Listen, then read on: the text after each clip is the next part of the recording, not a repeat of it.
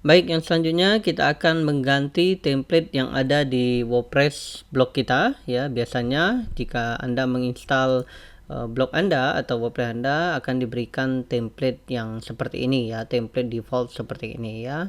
Ini saya sarankan Anda ganti ya, karena tidak kurang profesional ya, dan Anda bisa mengubahnya ya di bagian appearance ya. Oke, saya akan demokan kepada Anda bagaimana caranya ya. Anda klik di sini ya, kemudian Anda klik template di sana ya. Jika Anda mempunyai template sendiri, Anda bisa klik di sini add new ya, kemudian setelah add new Anda klik upload di sini ya.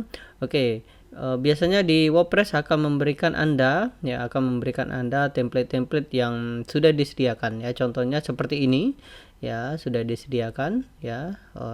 Oke, Anda bisa pilih-pilih ya sesuai dengan kebutuhan Anda ya, sesuai dengan blog Anda ya. Jika Anda menggunakan niche tertentu, maka saya sarankan Anda gunakan niche tertentu juga ya.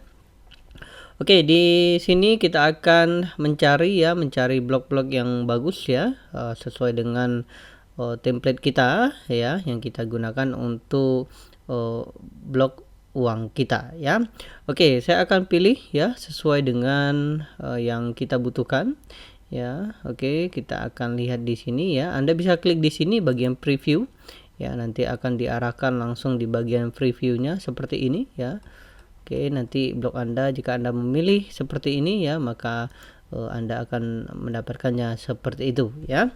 Kemudian kita akan cari, ini cukup bagus ya. Kita akan ambil yang simple ya, tetapi sangat-sangat powerful ya. Oke, Anda bisa lihat di sini ya.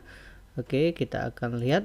Oke ya, cukup bagus ya. Nanti ada menunya ya, kemudian ada tulisannya ya, ada juga seperti ini ya, dan ini sangat-sangat bagus ya. Oke, kita akan menggunakan template ini ya. Anda bisa lihat ya, nanti menunya akan di sini ya.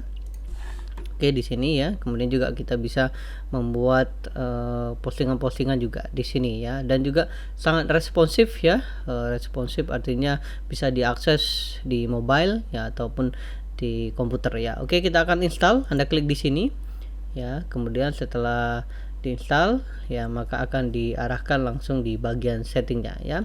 Oke, kita tunggu ya proses install. Oke, sudah selesai. Kemudian Anda klik di sini ya, kemudian Anda kembali lagi di bagian appearance ya. Kemudian kita bisa lihat ya.